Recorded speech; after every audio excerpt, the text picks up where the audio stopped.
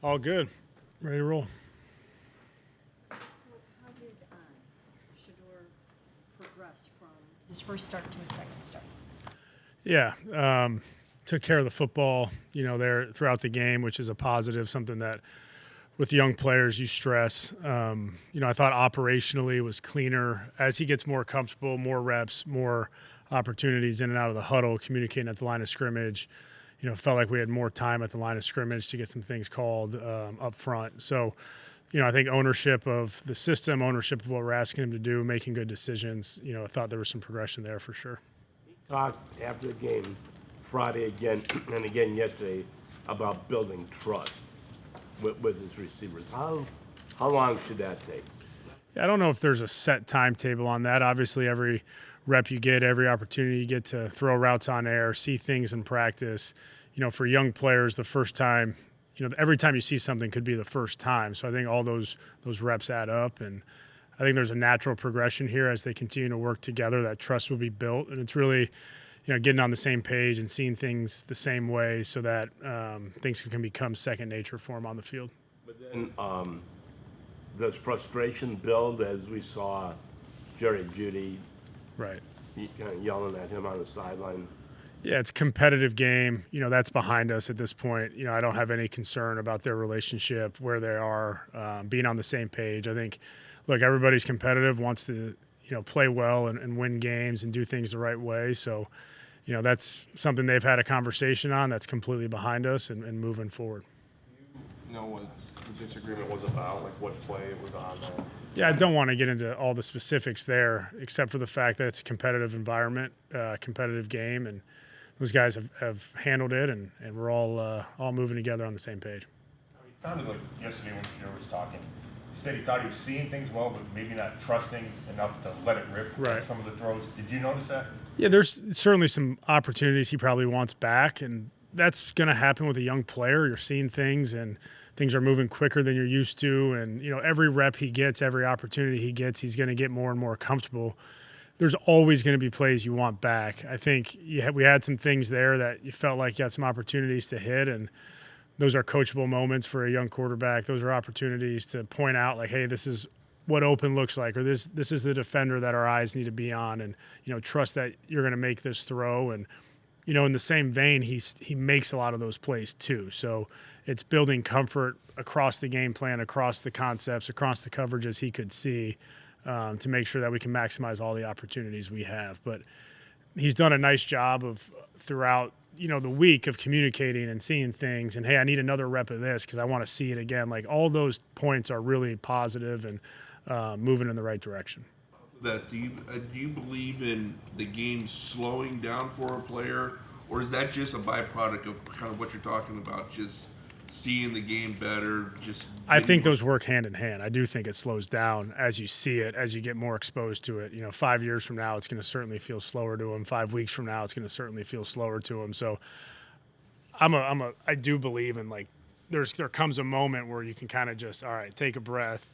I'm seeing these things clearly. I've had plenty of reps on this. I can feel the defensive coverage, and things are starting to click. I mean, when you're upstairs seeing this in real time, seeing Jeudy open 3, 4, 5 times a game and not getting the ball, how do you not get frustrated during the course of the game?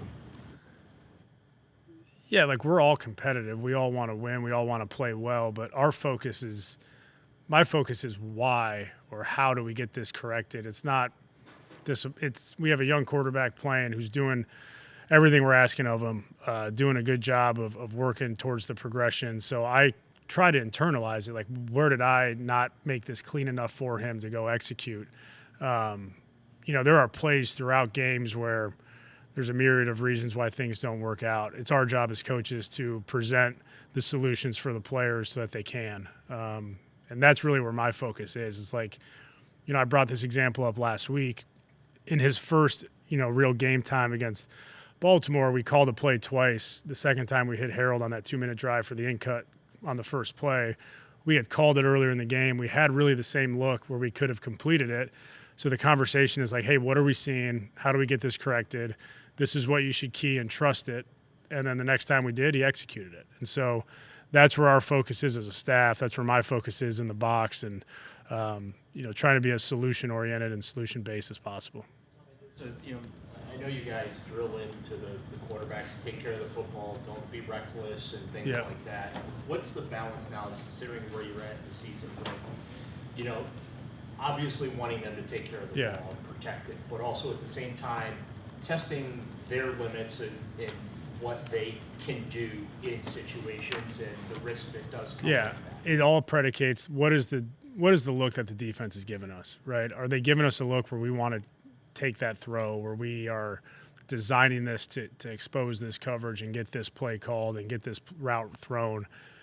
If the defense predicates the look, let it rip. If they do something different or they take it away, you got to find your next read or your next solution. I've told a lot of angry receivers, look, man, I don't dictate where the ball goes. The defense does. If they play this coverage, it's going to end up here. It is what it is.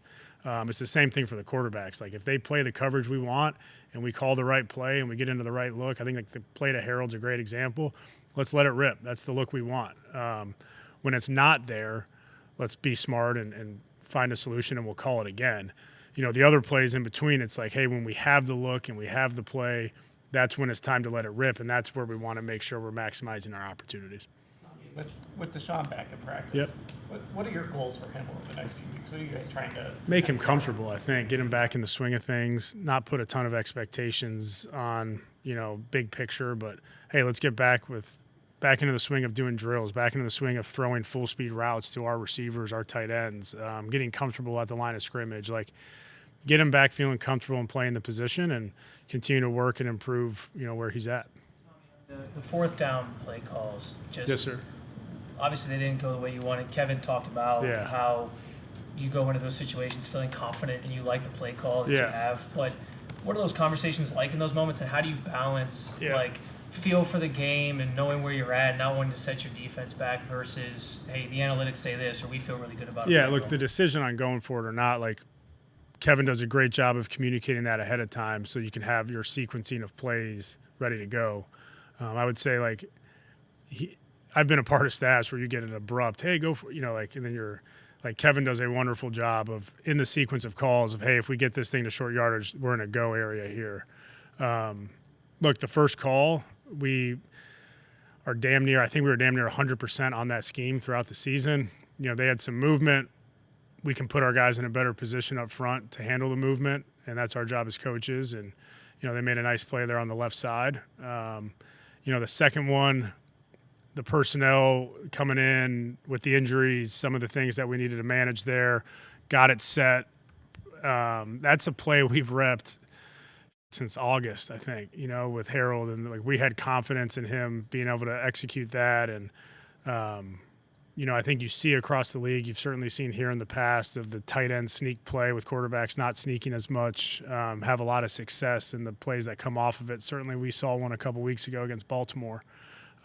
So that's a play we had confidence in. I wish it would have been smoother and cleaner. And but we're not going to lose confidence in our players. We're not going to lose confidence in the ability to be aggressive. And there are some things I internalize of, hey, are there better options here in these situations? Are there some things that we can do differently? And certainly as a staff, we're motivated to make sure we get those situations right.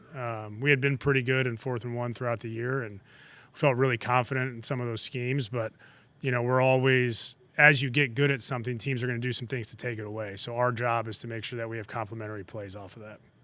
Were you upstairs screaming, call timeout? Not listening. A lot of focus on me being upstairs here with these questions, but you're welcome to come sit there. Yeah, look, I'm keeping an eye on the shot clock. Felt like we had enough time. So, we certainly got set. We just didn't execute it in the moment. You look like you guys had some success running the ball, just Yeah. in general, but on some of those short yardage things, even before 4th and 1, right? I think it was 2nd and 2 and 3rd and 1. Correct, yeah. We would love to just go get it there, right? We ran the wide zone on 3rd and 1. We had a tight zone or a duo on 3rd and 2 or 2nd and 2. And we felt like we could get, we were trying to sequence, hey, let's go steal it on this one, knowing that we're going to move forward and get the first. Sorry, I didn't mean to cut off your question. I guess, did they change something that kind of took away some of the early success? They played us differently in the second half. They played a different front, certainly.